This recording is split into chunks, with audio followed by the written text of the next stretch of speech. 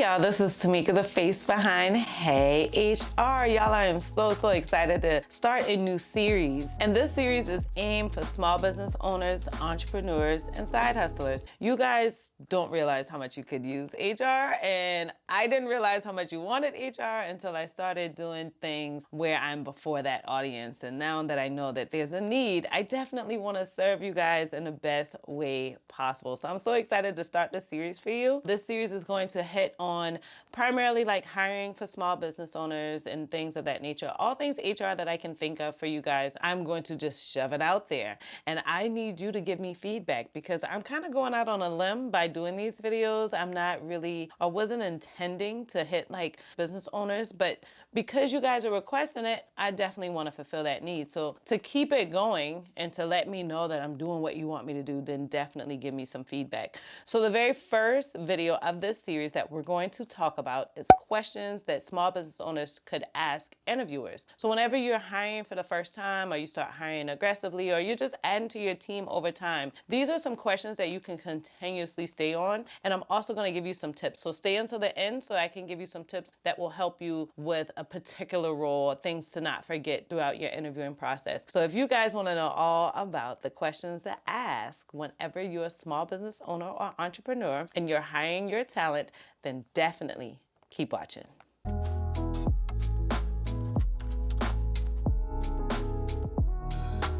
So I think one of the first questions, which is so obvious, is a really good question. This question is, tell me about yourself. So it's always a good icebreaker. It's always a good way to get a whole bunch of information that you wouldn't normally ask. So if you're like, Tamika, what can I not ask? I did a presentation with Earn on Demand, and I went over literally a presentation where I went through a list of things that you should not ask or that you should avoid.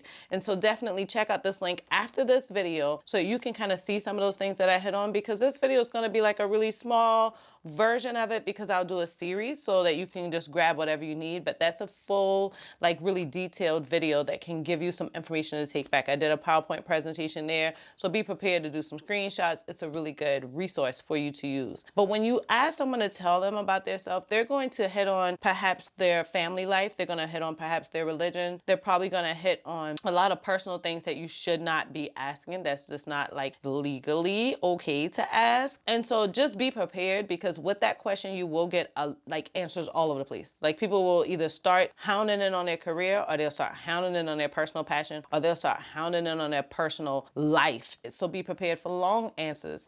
Over time, I've shifted away from that question because it just takes the candidates all over the place. And sometimes I find myself trying to do like a soft stop to say, oh, thank you so much for telling me.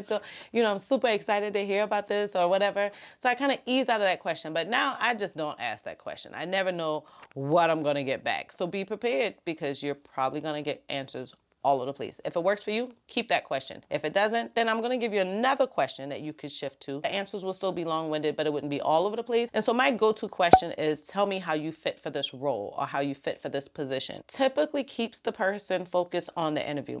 Be prepared, because they're probably going to go over their entire resume. I don't know why people do that. That's not a good thing. I already seen the resume, so I don't need you to go over it. But a lot of times people will end it by saying, and I feel like I fit for this role in this way. Now, one thing you can look for that I've noticed a trend in is that folks will start telling you how they've researched the company, how they've looked at the job description, and they feel like they're a good fit for it. I wasn't really prepared for that, but that's something that is helpful, and that's something that you could potentially find helpful as well. So the second question, obviously your first question is going to be, tell me about yourself.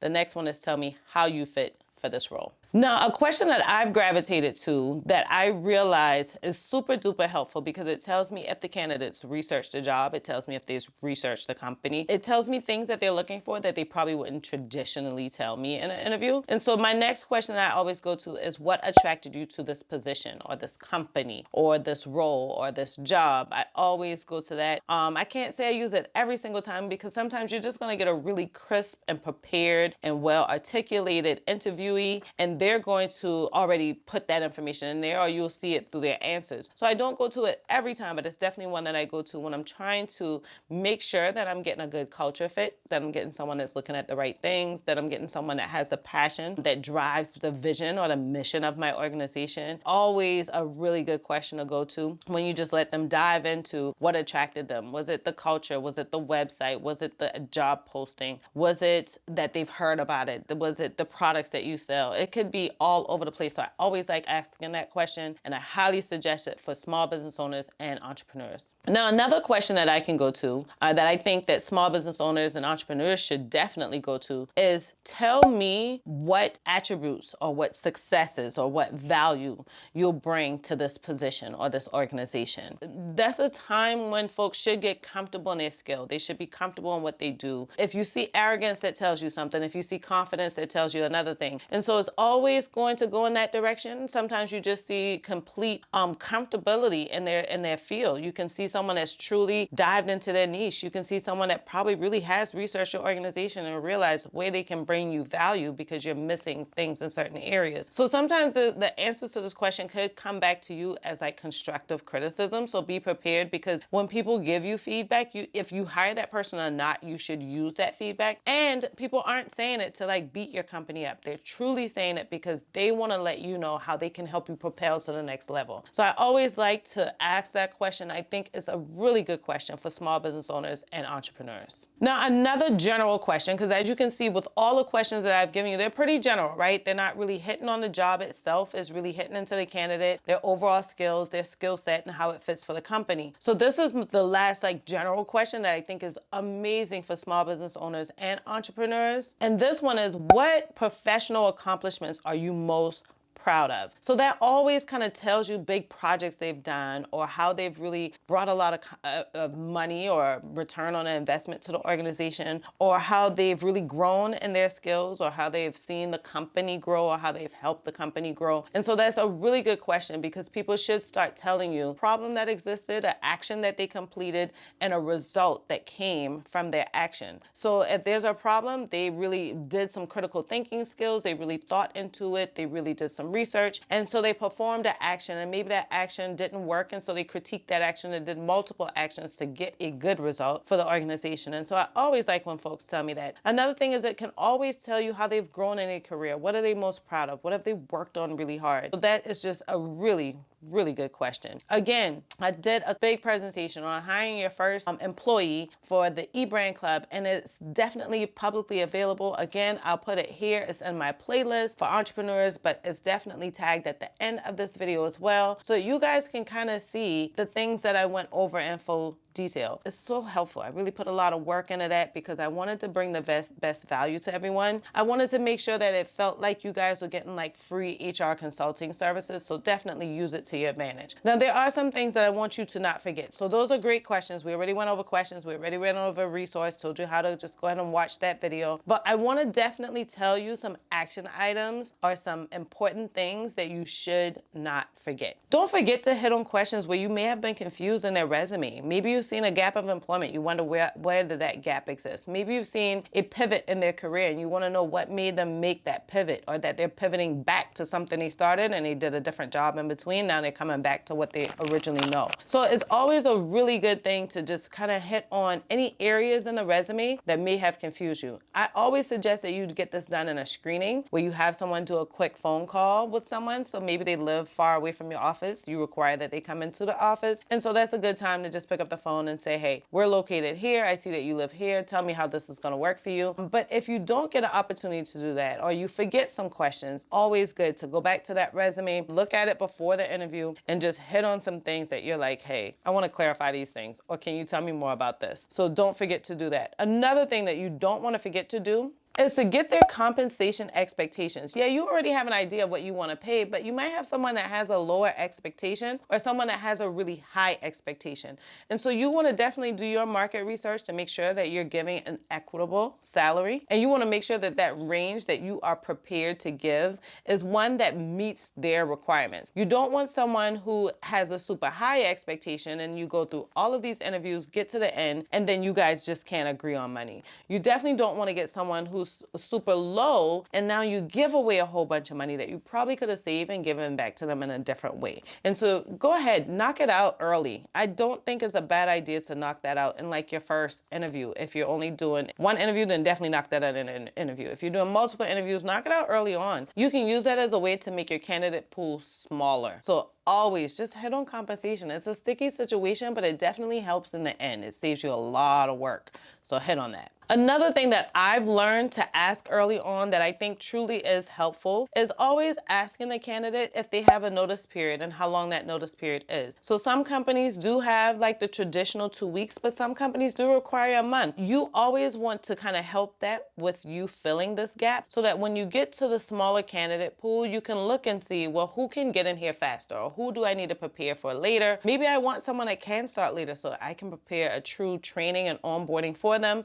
And so that can help you kind of get prepared to bring this person on board. And it's not really a, sticker shock whenever you get to the point of offering and then they're like, I need a 2 months notice, and you're expecting them to be there in 2 weeks. So it's definitely something I would say hit on early on. Don't wait until offer. You don't want to be surprised. I think that this goes without being said, but I want you to always hit on questions that pertains particularly to that job. So if they're an admin assistant, ask them, what software do you normally use? How do you keep communication going? What ways do you communicate with the leaders in your organization? What are some of the things that you've created to help in this organization? That's just an example, but whatever job you're filling, you always want to make sure that you're hitting on those things particularly. And don't feel bad to do like a test. And we call it homework or an assessment.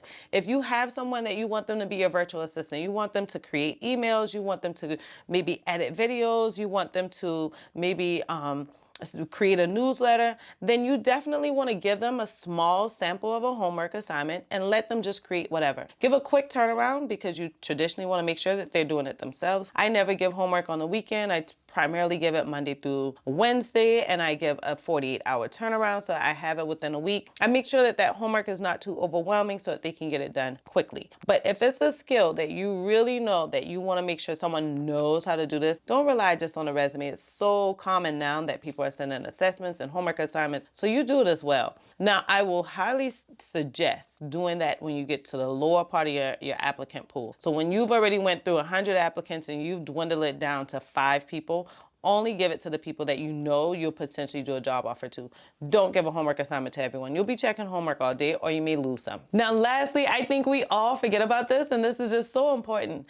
You always want to ask the candidate if they have any questions for you. Even if they've asked questions already, always ask them if they have questions, because this can totally clear you up. Questions are all over the place. Sometimes it's particularly about the job. Sometimes it's a day in the life of, maybe what are the work hours. Sometimes they want to ask about compensation. Sometimes they want to ask about your benefits. So you want to see where that candidate's mindset is early on. So always give them an opportunity to ask you questions. And the good thing about it too is it tells them that you care, that you want to hear from them. And that tells them that you have a good culture.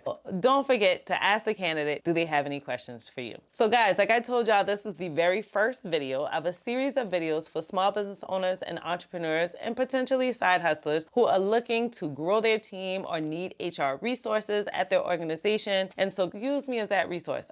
This is the very first video of these series. So set your alerts, definitely subscribe, share it with your friends who are also in the entrepreneur space and can use some human resources assistance so that you guys can have all the information you need at your fingertips, because that's what your girl is here for. So I post a video on at least weekly on Tuesdays. So once you set those alerts, look for the alert on Tuesday so you can know when the next video of this series is coming up. My plan is to flood you with this series for the month of June. And so be prepared that throughout the entire month of June, I'm hitting stuff just for you. So for those of you who are new, welcome. Please do me a huge favor. This will help my channel if you just not only subscribe, but hit the thumbs up. And that will definitely really help YouTube to get this information out to you, your friends, more and more. And so I appreciate it if you just join in my community and start by just liking and subscribing. For those of you who return, you already know the drill. I appreciate you being here. I appreciate you returning. I appreciate you having on those alerts. I appreciate you jumping on lives and following me on all different social media platforms. Y'all know, as usual, I cannot wait to see you guys on the next video.